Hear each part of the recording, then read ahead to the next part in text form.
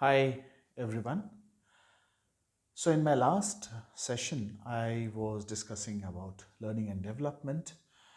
And if you have not had a chance yet to see it, I would request you to check out our YouTube channel, Pexitics Score, and or just search by Pexi Score LND, Learning and Development.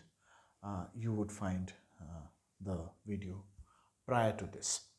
It would help because it's a continuation of the previous one.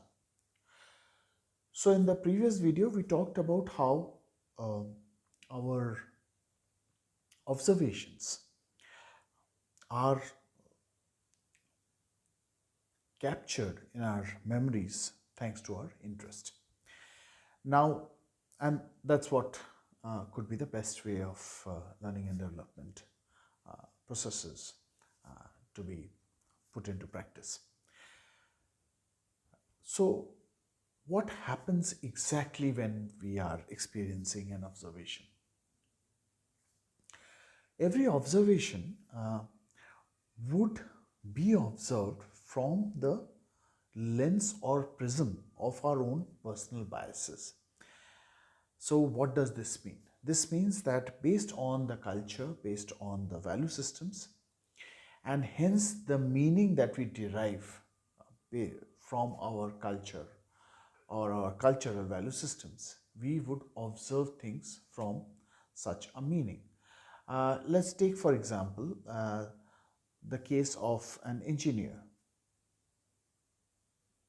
An engineer, typically, most of whatever they discuss, you would find them using a lot of engineering terms and speaking a lot in terms of engineering processes.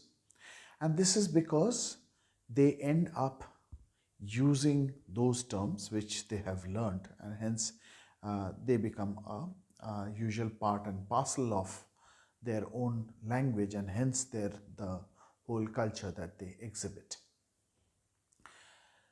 So now that we have understood that, again, observations, what we observe, are driven by the meaning derived from our cultural value systems, hence understanding those value systems become very important. I have written a book about it. It's called Reasoning Our Choices. I would love if you can take some time out to go through it, and I'm sure you could find a lot of value out of it.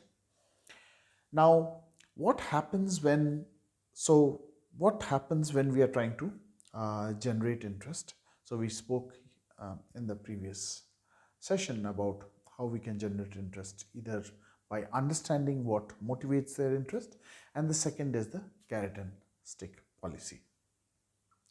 So one of the ways to deal with uh, the interest part is to understand how does this behavior actually work out. So we understand that if an observation has to get captured by the memory, it has to be of enough interest generation, and this interest generation will play a vital role in how we also capture and make sense and meaning of to the observation. So this works out through the process of what we call as the expectation and the motivation. Now these are the two pillars which keep pushing us. So the entire human history has been of a set of expectations, and these expectations hence drove our motivation. Today, like, our expectations are to reach the moon, to reach Mars, and to reach outer space, and hence you will see we are hugely motivated by science.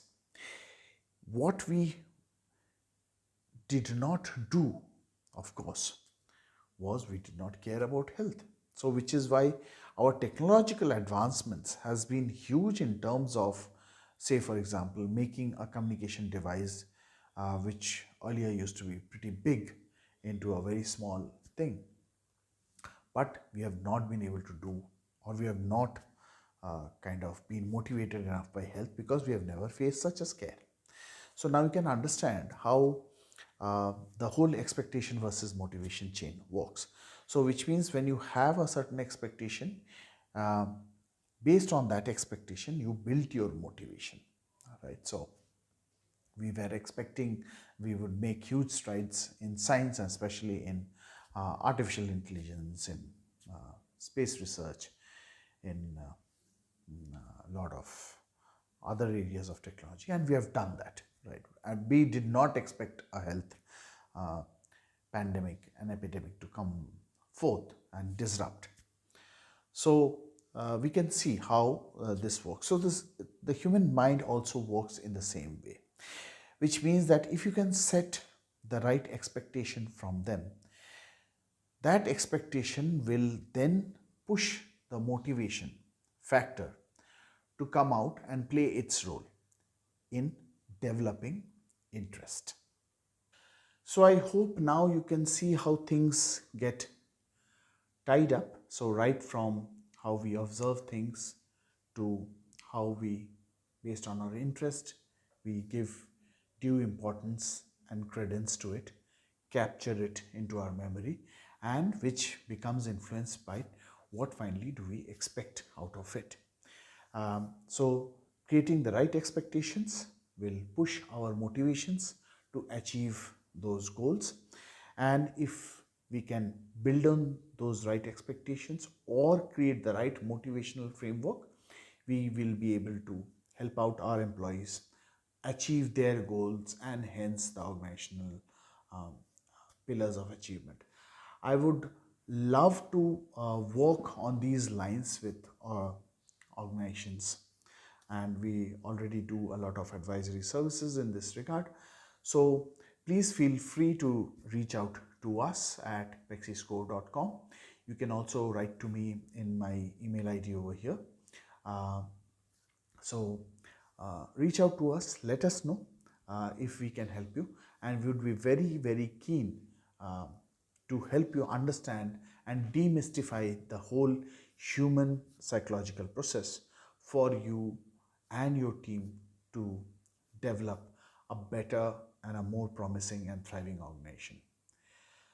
Stay safe, stay at your home, and keep watching our sessions on YouTube.